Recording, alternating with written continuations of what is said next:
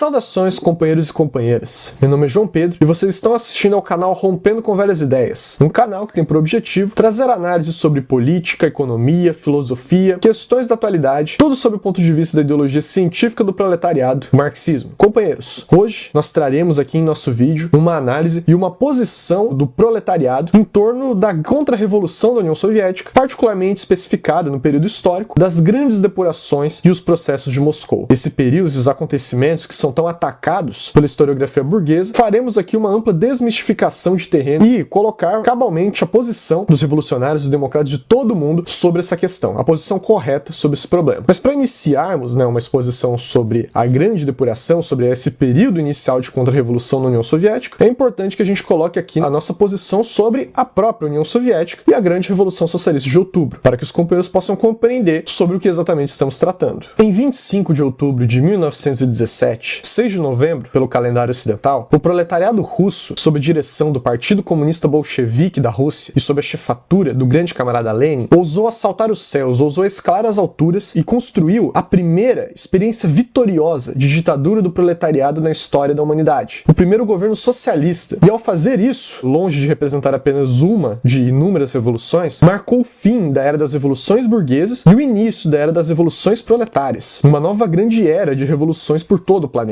O nascente Estado Soviético, a República Soviética, foi atacada desde o seu primeiro minuto de existência. Na Guerra Civil de 1918 a 1921, ela foi atacada por 14 potências imperialistas quase que simultaneamente, quase que ao mesmo tempo. Tudo isso em meio a uma enorme luta ideológico-política dentro da Rússia contra o revisionismo, contra o oportunismo, contra a contra-revolução interna, contra o terrorismo individual. Luta essa que custou a vida do grande camarada Lenin. Lenin foi vítima de um atentado terrorista de terror branco reacionário cometido pela militante esserista Fania Plan, que atirou nele com 2 balas envenenadas. Ele não vai morrer naquela ocasião, mas as balas nunca puderam ser retiradas de seu corpo e esse atentado vai fragilizar enormemente a sua saúde, que vai culminar posteriormente no AVC que levou ao seu falecimento. Com o desaparecimento físico do grande Lenin, coube ao grande camarada Stalin desenvolver a tarefa titânica do desenvolvimento do socialismo na União Soviética, combatendo a contra-revolução interna e externa de todos os inimigos da pátria socialista, levando à industrialização do país e à derrota da besta nazi-fascista que invadia a União Soviética durante a Segunda Guerra Mundial, levando Hitler ao suicídio e, no final da guerra, levando a um aumento enorme das condições da Revolução Proletária Mundial, como a expulsão do imperialismo da Coreia, a vitória da Revolução na Coreia e, o fato mais marcante, a vitória da grande Revolução Chinesa e o surgimento de todo um campo socialista, levando o socialismo a atingir a etapa de equilíbrio estratégico em sua disputa e seu conflito contra o capitalismo e o imperialismo. Ainda assim, mesmo com 7 décadas de esforço titânico por parte do camarada Stalin, por parte da linha de esquerda do Partido Comunista Bolchevique da União Soviética e todas as conquistas que foram logradas, a industrialização, a coletivização, a derrota do nazifascismo, a construção da União Soviética e do bloco socialista, ainda assim, 7 décadas depois, particularmente a partir do 20º Congresso de 1956, na qual Khrushchev,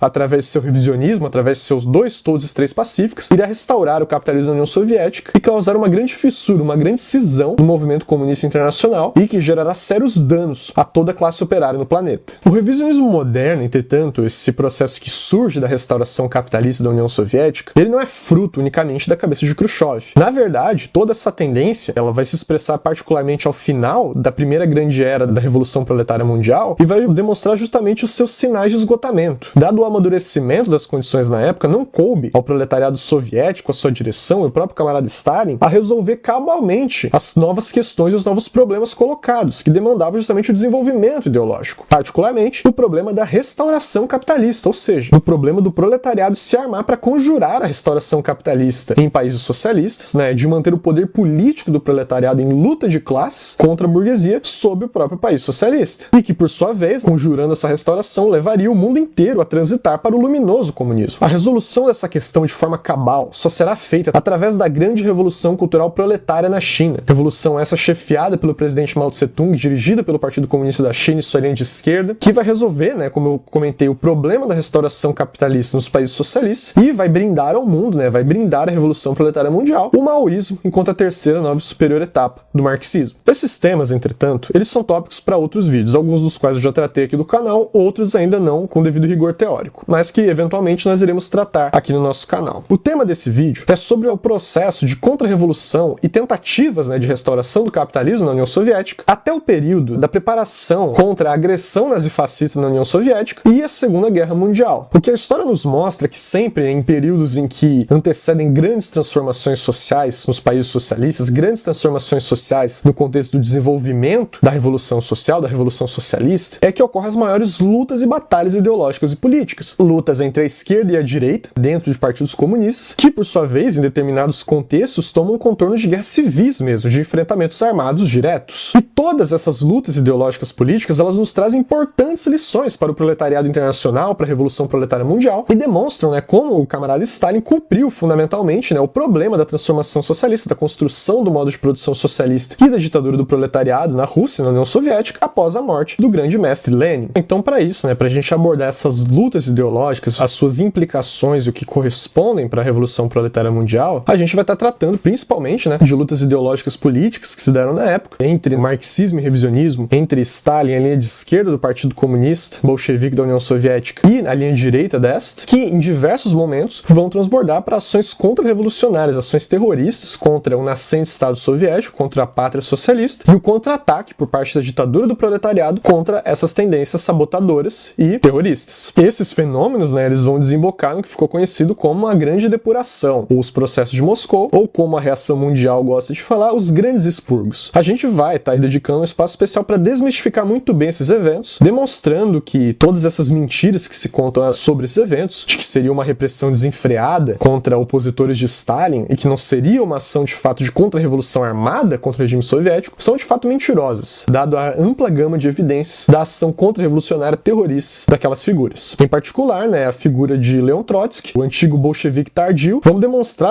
como se converteu em um grande contra-revolucionário, um bandido contra-revolucionário mesmo, que pegará em armas contra o regime soviético, convertendo-se inclusive num colaboracionista do regime nazifascista, tirando a aura, desmistificando a percepção de que ele seria um perseguido e um injustiçado na história e restaurando a figura de seu principal antagonista, o camarada Stalin. Antecedentes. Dentre as principais figuras que são as cabeças direitistas e capituladoras do Partido Comunista Bolchevique da União Soviética e que posteriormente seriam inclusive declarados inimigos abertos do povo, da classe operária e da União Soviética, figuravam principalmente Zinoviev, Kamenev, Bukharin e Trotsky. Kamenev e Zinoviev, eles chegaram a vazar para a imprensa burguesa a data da primeira insurreição, o que quase causou a derrota dos bolcheviques à época. Bukharin, por sua vez, no início da vida, se considerava um comunista de esquerda. Chegou ao final da vida defendendo o fim do regime soviético, sob o ponto de vista que isso beneficiaria a Revolução Mundial. Todos eles se chocaram frontalmente com o Comitê Central do Partido Comunista Bolchevique da Rússia, da União Soviética, particularmente, inclusive, na época de Lenin, travando inúmeras lutas ideológicas políticas, no qual se tratavam principalmente de questões de tática e estratégia da Revolução, e essas figuras sempre tomaram a posição mais à direita das lutas desenvolvidas. Agora, isso na época em que Lenin ainda estava vivo. Mas depois do 10º Congresso do partido, e particularmente após a morte de Lenin, longe de se limitar unicamente a tomar a posição de direita nessas lutas, o que configurariam apenas como figuras revisionistas, eles vão adotar particularmente os métodos de atividade terrorista, terror branco, terror reacionário, contra a União Soviética, na tentativa de tomar o poder do Estado Soviético e restaurar o capitalismo no país. Claro, a maior parte deles não considerava dessa forma a restauração do capitalismo, mas efetivamente, avaliados os critérios que se colocavam, representaria de fato um fim do governo soviético, um fim da pátria socialista. Trotsky, em particular, como a gente vai verificar, ele foi o grande organizador dos inimigos da União Soviética, como a gente vai ver agora no decorrer do vídeo. O renegado Trotsky. Depois da expulsão de Trotsky do Partido Comunista Bolchevique da União Soviética, e inclusive o seu exílio, os grandes elementos antissoviéticos por todo o planeta, dentro e fora do movimento operário, vão criar inúmeros mitos sobre essa figura. Vão afirmar que ele seria o verdadeiro sucessor de Lenin na direção do Estado Soviético e do partido, vão afirmar que ele era um inspirador de Lenin,